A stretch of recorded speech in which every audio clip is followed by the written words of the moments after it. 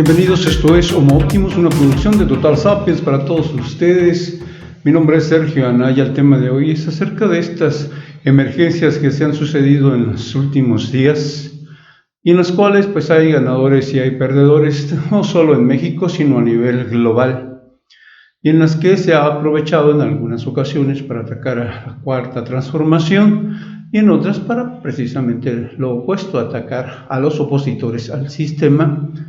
Y en general, a nivel global, lo que está sucediendo es un río revuelto donde los grandes pescadores internacionales y nacionales pues están obteniendo grandes ganancias gracias a esta confusión que se ha inducido a partir, por ejemplo, de lo que ha sido el coronavirus, esta pandemia que ha sido reconocida ahora por la Organización Mundial de la Salud, que a su vez pues ha sido acusada de manipular las cosas para beneficiar a los grandes productores de medicamentos, a las grandes farmacéuticas del mundo entero.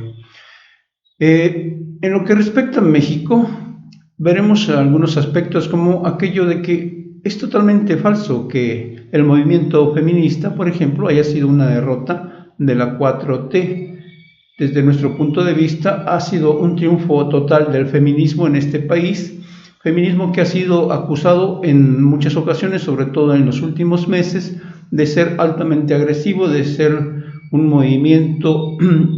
violento también, que se compararía con el machismo, y sin embargo demostraron decenas de miles de mujeres, tanto en la capital del país como en otras ciudades del interior, que pueden organizarse, que pueden manifestarse de manera pacífica, a pesar, obvio, de que hubo algunos grupos que se entrometieron y realizaron algunos disturbios, como suelen hacerlo, no solo en las marchas de mujeres, sino en las marchas de los jóvenes, en las marchas de maestros, etc. Es decir, es un fenómeno colateral a los movimientos sociales, ya sea que estén auspiciados o no desde el gobierno o desde la oposición o desde algunos intereses del sector privado. El asunto me parece que va más allá de todo ello y que las mujeres han dado un gran paso para lograr la equidad en este mundo tan machista que les ha tocado vivir, y no solo vivir, sino sufrir por los altos grados de violencia que han llegado incluso a los feminicidios. Fue también, creo yo, una notable abstención del gobierno a reprimir, porque lo más sencillo hubiera sido hacerle caso a esas voces que gritaban que habría que intervenir para evitar que hubiese pues algunos daños materiales, no solo a los monumentos históricos o a la puerta del Palacio Nacional, sino a agresiones incluso para algunas personas, para algunos periodistas e incluso para los propios manifestantes. Sin embargo, el gobierno cuidó, vigiló, condujo y estuvo siempre atento para que los ánimos no se exacerbaran, para que las cosas no fueran más allá, y dentro, reitero, de lo que cabe,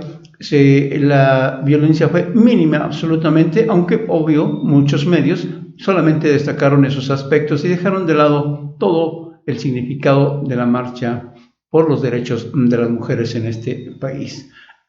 Lo que sí también hay que dejar muy claro que fue una derrota contundente del panismo y del conservadurismo, que en un primer momento quisieron sumarse y montarse sobre este movimiento global de las mujeres y quedaron finalmente rebasados por esta lucha femenil, y desde luego no porque las mujeres o porque el gobierno interviniera, sino porque ellos mismos con sus ideas conservadoras quedaron expuestos al manifestarse en contra de algunas de las demandas que las propias mujeres han establecido como parte de sus metas a conseguir en su lucha por la equidad.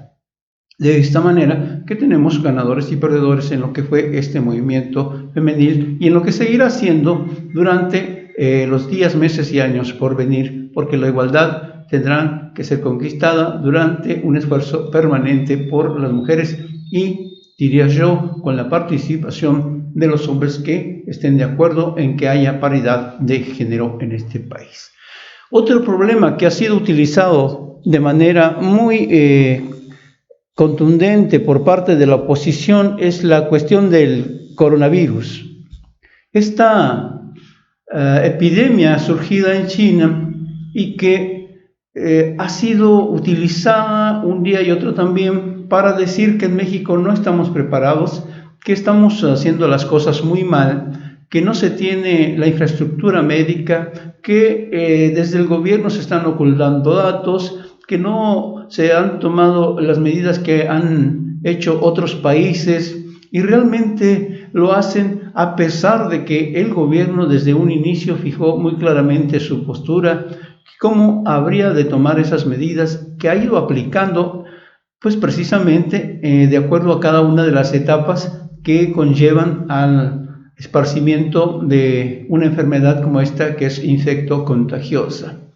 Desde un inicio el gobierno dijo que inevitablemente esta infección por coronavirus iba a llegar a México. Uno, que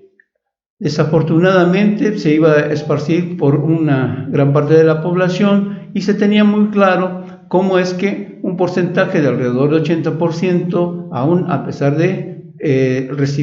ser receptores de este virus, de contagiarse, pues no presentarían síntomas. Alrededor de un 15% tendrían ciertos síntomas similares a los de la gripe o de la influenza y alrededor de un 4 o 5% tendrían complicaciones de gravedad y en su caso, pues obviamente algunos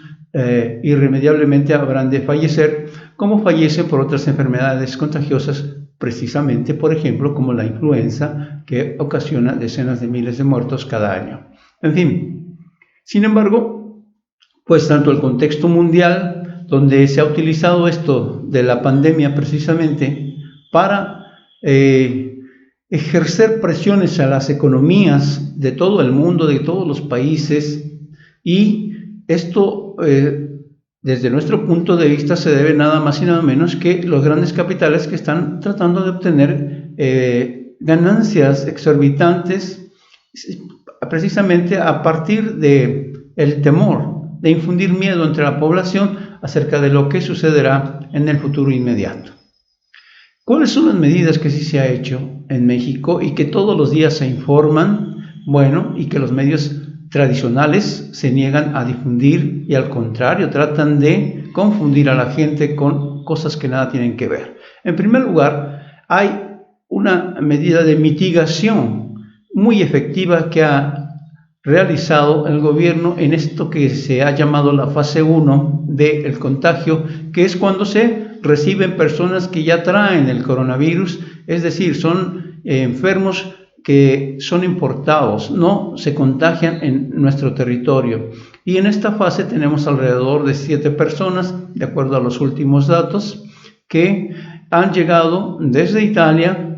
y que ya traían el virus, aunque no presentaban síntomas, y que lo han desarrollado al estar en nuestro territorio, y en ese sentido se han tomado las medidas conducentes a aislarlos, tratarlos y dejarlos en cuarentena para que se eviten los contagios a nivel local, cosa que ha sido muy exitosa, por cierto, a diferencia de lo que ha pasado en otros países.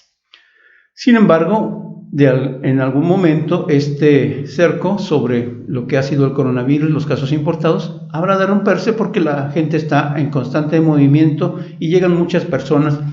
de diversas partes del mundo y podría suceder pues, que empiecen los contagios a nivel local y no solamente tener casos importados.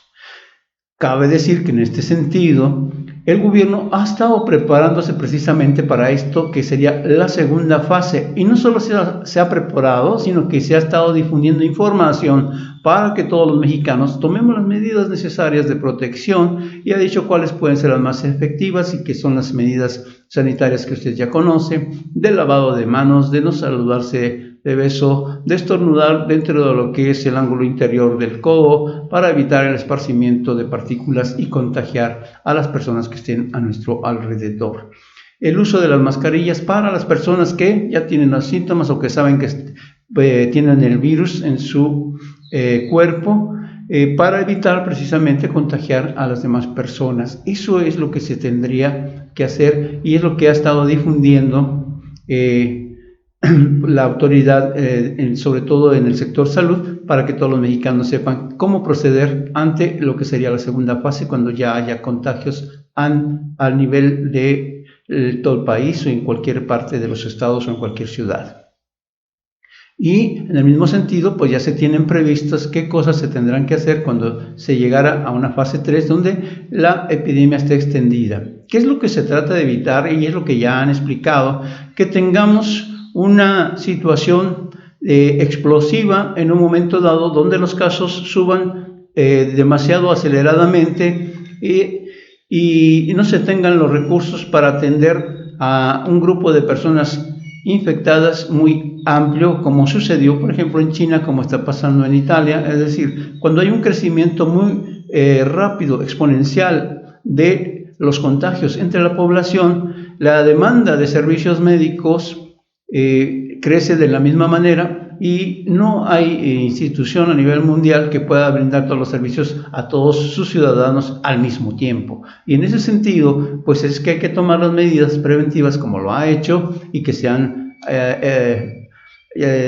extendido para que toda la población las conozcamos y tengamos un crecimiento normal como cualquier otra enfermedad y sea no hacia arriba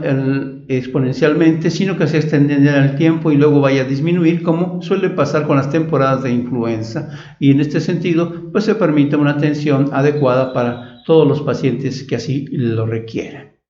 Entonces, en conclusión, es falso que el gobierno de México no haya tomado en serio el coronavirus, la epidemia primero, la pandemia ahora ya declarada por la Organización Mundial de la Salud, sino que se ha planificado todo de tal manera que los mexicanos podamos recibir la atención adecuada en todo momento. Esto es lo que podemos decir respecto a lo que es el COVID-19. Tenemos un tercer punto. La agenda de los conservadores está todos los días en los medios tradicionales en contra del presidente.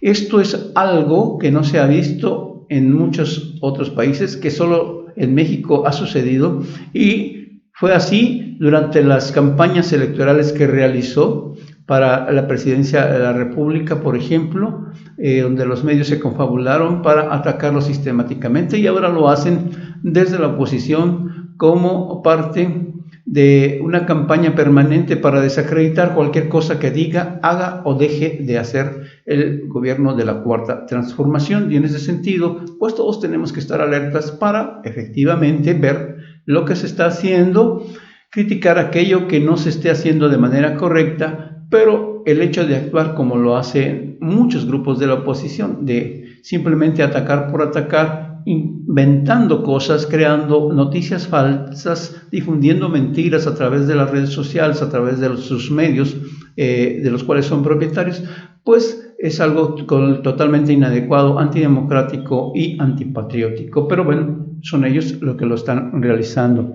Teníamos también como punto número 4 que debemos atender la situación que se está dando del manipuleo económico y financiero a lo largo y ancho del mundo, y que en nuestro país lo están haciendo muchos empresarios, no todos, que intentan cercar, como lo han hecho en Venezuela, lo han hecho en Cuba, por ejemplo, como lo hicieron en Bolivia, al gobierno de la 4T que está luchando en contra de la corrupción, y lo hacen pues porque se han visto afectados precisamente en los ingresos que obtenían muy altos de manera irregular, por no decir ilegal en muchos casos, de ganancias que incidieron negativamente en la precarización de la sociedad mexicana, que ha generado decenas de millones de pobres debido a esta situación donde el gobierno se dedicaba a robar junto con los empresarios todo lo que producía el país, toda la riqueza generada por los 120 millones